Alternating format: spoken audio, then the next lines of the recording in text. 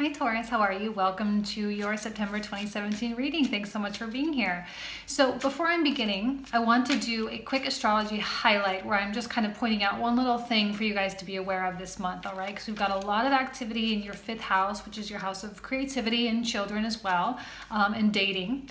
So there could be a lot of social activity for you. We've got Mars, the Sun, eventually Mercury is going to be going back direct in that sign as well, and Venus will be entering there. So there is a lot going on, and the thing I wanted to point out, sorry, I just lost my train of thought for a second. The thing I wanted to point out was this opposition to Neptune, which is happening in your 11th house, or in Pisces, which is in your 11th house. And this opposition is really going to be blurring the lines. All right, so be very cognizant, especially for those of you who are single and who are going out and dating. And I just had a couple cards fall out, and I'll show you these cards really quick. But if you are dating and you are going out there, be really careful of what seems a little bit too good to be true. You know what I mean? Like, be careful of what is kind of seeming, or like what they're promising or what they're putting out there, because it does kind of lend itself to illusions as well. And you know, Pisces being a very fairy tale, dreamlike place, it's a very foreign place for a Taurian. You know, it's a very different way of thinking. So with all this activity in fellow Earth sign Virgo, do your Earth sign thing, make sure you're super on point, pay attention to what's going on, pay attention to what you know and what you feel to be right and to be in your best interest, and to just be goal-oriented and to do what you got to do. Okay, so what happened was we had two cards fall out, excuse me. I'm using a new deck. It's called the Hermetic Tarot deck. It's black and white. I think it's been showing okay. It's not the best for YouTube, but it is what it is. And so we've got the Eight of Pentacles and the Knight of Wands. So I'm going to put the camera down and show you. Okay. And the lighting is not the best, but we'll get there. So Eight of Pentacles fell out first. Let's talk about that for a minute, because again, it is a Virgo. You'll see the symbol of Virgo up the top there, Virgo and Sun. And it's called the Lord of Prudence. And it goes perfectly with what I was just saying. You know, it's very much about the detail. It's very much about the mundane, the little things. It's very much about paying attention and being particular. That's why perfect for what I'm saying, because there might be someone that comes in and kind of like tries to make you think something, and you got to be careful in the dating realm and in the business realm and everything. You got to be careful of a Knight of Wands. And even though this is the card of Sagittarius, and we love Sagittarius, but the Knight of Wands can be an in and out person. They're very much, you know, the style to be highly independent.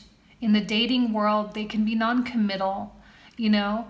And to me, what this is really saying is to pay attention to your intuition in regards to their behavior. Because if they're giving little red flags and they're sending off little signals like maybe this person isn't necessarily going to be around, maybe this person is a little bit too flighty or a little bit flaky, or like, I think they're just going to give you like a little bit of a vibe that is going to put you on your guard a little bit. And you're really going to need to pay attention to that, okay? Because this can also be a very magical person, a lot of charisma and a lot of, you know, they're very opposite from you, Taurus, which is very settled, very sturdy, very, very strong, you know. They're very much about movement and transition and going and going. So when you think of a Sagittarius, you think of travel, and you think of a high, you know, high-mindedness, and you think of big picture type of stuff. They operate on a different wavelength from you. The frequencies are going to be a little bit off. So if you are in a relationship with this person, they could be just exhibiting a lot more like, let's go, go, go, go, go. Let's try this, let's try that. If you're not and you don't know who this is, it could be someone that kind of comes into your life But I would be hesitant. And again, pay attention to the detail. Pay attention to those little nuances that are kind of making up their personality. Be a little bit discriminating, okay, in your experiences with them. Oh, and Queen of Wands reversed. Interesting. I'm not doing reversals this month, but must have like shuffled in a couple cards in the reversal position because I am getting a couple out. Oh, an Ace of Pentacles coming out too. So, Queen of Wands, let's talk about her. So you're dealing with a fire sign. Now, fire is, you know, definitely around, right? There's so much focus on Leo, and with the Leo fire link, you know, it's just so much emphasis there, and there might have a difficult time really giving that up to Virgo, right? It's lingering. I think the effects of the solar eclipse are still like processing. They're still lingering. They're still finishing out. Now, I don't know if this is the same person. I'm kind of sensing that this is actually you, you know, and you really tapping into this, not wanting to make a move, right? Because a Queen of Wands reversed, not wanting to make a move, not wanting to change. Likely there can be a little bit of, let's say, difference of opinion. Let's say that between these two, because here we've got the one, I love this card, the one on the horse with the lightning, and you know, let's go, go, go, go, go. And then the Queen of Wands who's like, no, I don't feel like that's a purposeful move. I don't feel like that makes sense. I don't feel like that's going to be in our best interest, and really reining it in. So you got a little bit of counterintuitive action there. Now, the Ace of Pentacles can be a really great thing, especially for those of you who are concerned about some work things. You know, this can speak very well in terms of work, you know, especially if you have been working hard, which a Taurus can certainly be one to work hard when you need to.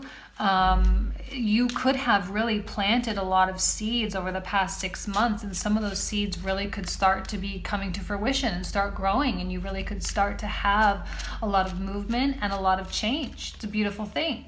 You could have reward for your efforts. I think your groundedness right now is really a good friend for you, because fellow earth sign, like for me, I love, as a Virgo, I love when the sun is in Taurus and the sun is in Capricorn, and when Mars is in Taurus and Mars is in Capricorn. It just like, it feels like home. It feels good. You feel in your element. You feel like you've got things on track. You feel like you've got things on par. This person really could be coming in and being like, no, no, but really be true to who you are and really be true to your intentions. Because this person could try to distract you, okay? But they're not going to be such a stable person for you right now. I wouldn't follow them is what I'm saying. Just do what you gotta do. You can have fun with them and you can enjoy them, but don't follow them. Don't change your life around what it is that they want, because it's different than what you're gonna want. And likely they will just kind of lose focus and kind of maybe move to the next thing.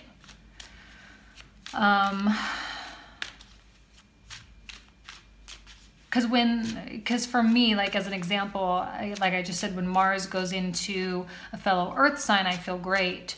But when Mars like goes through, say, a Gemini, I feel terrible and I can't focus, and it's so just like agitating. And so they might be feeling kind of a similar thing with all the activity in Virgo, but here you have a person with the Sagittarian-like quality, and they're having a difficult time with this like slow, purposeful action, and they might be trying to rebel against it a little bit. So it's different. You two are different. And with the reversal here, I feel like you're actually very comfortable with what's going on in the sky, and you feel very good about it. So that's all you need to know. And the Magician. So there's two elements here. Element of trickery, which is, this is associated with Mercury, and Mercury is the trickster of the zodiac. He is the one that, you know, plays pranks and practical jokes, you know.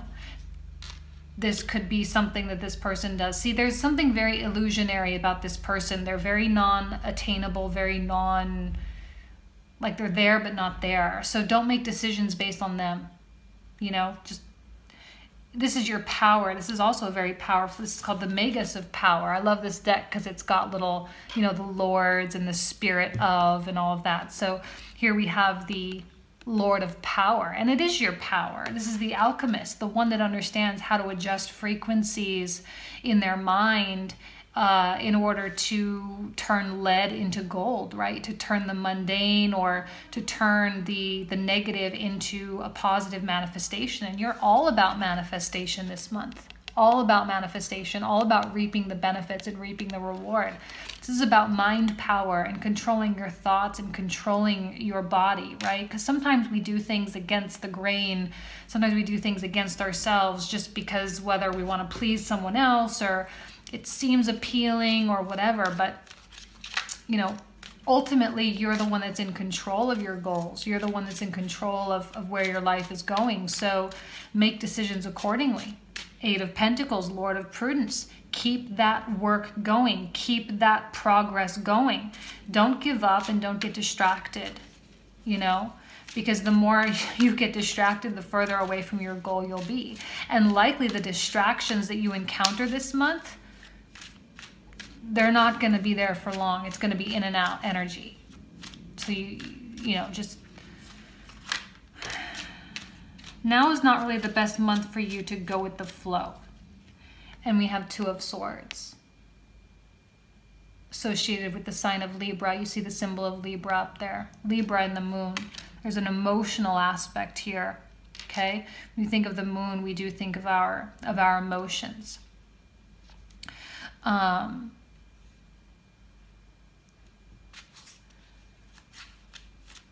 It's going to require a sharp mind. It is. It is going to require a sharp mind. And the removal and the separation, you know, like making decisions based on your objective self rather than your subjective self. Because your subjective self, I feel like this person is going to tempt your subjective self, and it's going to tempt your ego because this person is likely very attractive, likely, you know, someone that you would want to be seen with, someone that compliments you very, very well. And those are the things that feed your ego or feed your subjective self, right? But just because you're feeding that subjective self doesn't mean you're necessarily going to get what you ultimately need out of it. You know what I mean? So mind sharpness, sharp intentions, really important. If you are finding yourself at a crossroads, ask yourself if something is in line with the ultimate goal or not. That's all you need to know. Okay, that's all you need to know.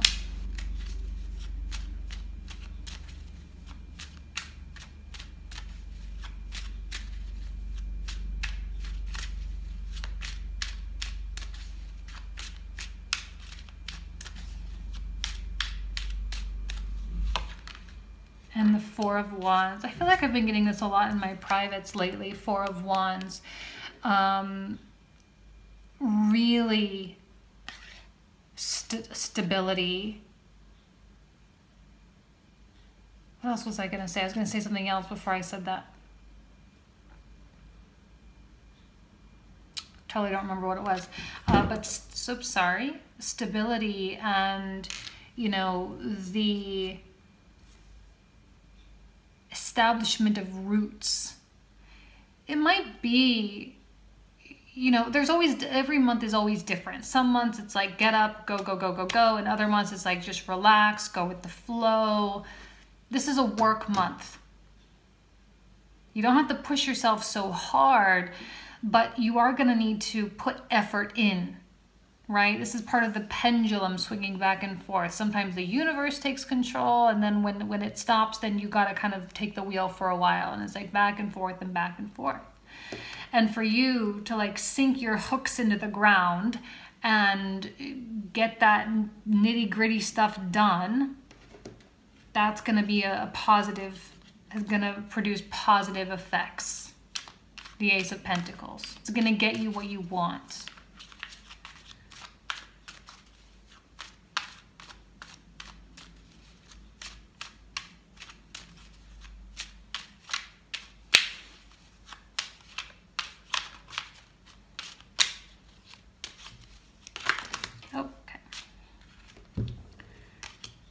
Three of Wands. I'm not going to take those because they didn't turn over. Actually, I will take those. Let's take them. The Empress and the Ten of Swords. So Three of Wands and the Princess of Cups. So Three of Wands. See, there is an element of waiting. I often see Three of Wands as waiting, but yet still looking toward the future, right? It's very much future forward looking, but not a lot of action. Now, this Ten of Swords that popped out that I almost didn't take does indicate an ending, right? And it indicates that no more thought, because we don't have an 11 of Swords, right? 10 is the end, which means there's no more thought that can be dedicated to something or to someone. There is no more. It's not available to you. So any more thought is just literally beating a dead horse. Like there's nothing else left to think about. It's done. So knowing that and knowing that things are the way they are, okay, now is a good time to start looking out over the horizon and waiting for something to come in. This Ace of Pentacles perhaps. But in the meantime, not stopping working, but working. And in a relationship sense, this is just you doing what you need to do. This is fulfilling obligations and not worrying so much about what this person wants. You know, if your partner, if you're in a relationship and your partner is like, let's go, let's go, let's go, let's do this, let's do this, let's do this, you're going to have to kind of put your foot down and be the bad guy a little bit and be like, no, we need to accomplish these things. Now, the beautiful thing about that, I'm happy I took this, is we get the Empress, the card of Taurus, which is such a pleasurable, sensual, you know, about your Venus, you know, your Venus and the beautiful aspects that make Taurus so lovely. And